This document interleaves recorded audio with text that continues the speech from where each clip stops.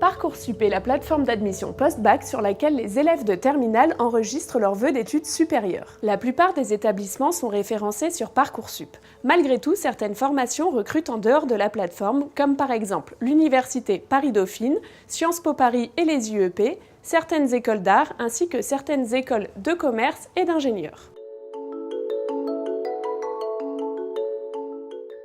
La plateforme ouvre le 20 décembre.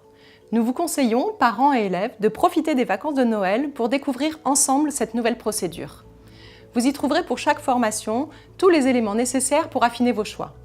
Les matières enseignées, les attendus, le nombre de places proposées en 2019, les dates des journées portes ouvertes, les taux de réussite et les débouchés.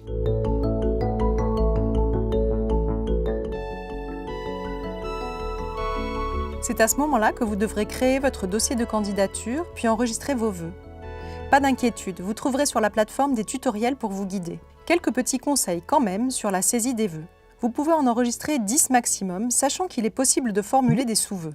Les vœux ne sont pas classés, peu importe l'ordre dans lequel vous les enregistrez. Nous vous conseillons de postuler à des formations sélectives, mais aussi à des non sélectives, pour augmenter vos chances d'avoir une formation qui vous plaise au bout du compte. Ne vous limitez pas à votre académie.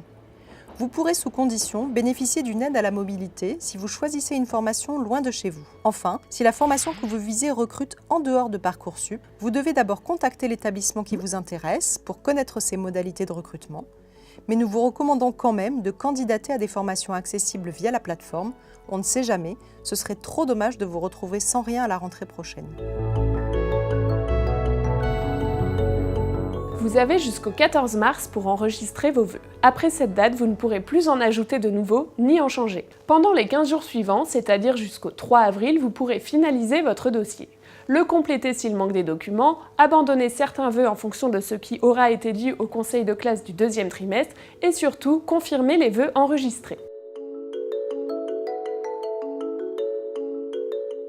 Ce n'est qu'à partir de la mi-mai que vous commencerez à recevoir les premières réponses.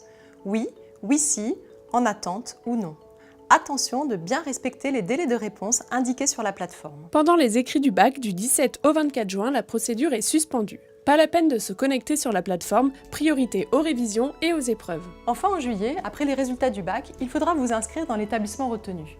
Si vous optez finalement pour une formation qui recrute en dehors de Parcoursup, il faudra démissionner de la plateforme afin de libérer votre place au profit d'autres candidats. Si vous ne recevez que des réponses négatives, pas de stress. Vous pourrez vous inscrire à la phase complémentaire entre fin juin et mi-septembre pour formuler de nouveaux vœux dans les établissements où il reste encore de la place. Notre dernier conseil pour éviter de vous retrouver dans ce genre de situation stressante. Faites le maximum dès maintenant pour avoir le meilleur dossier possible, c'est-à-dire travailler régulièrement pendant l'année, s'impliquer en classe pour avoir de bonnes appréciations et réviser sérieusement vos bacs blancs.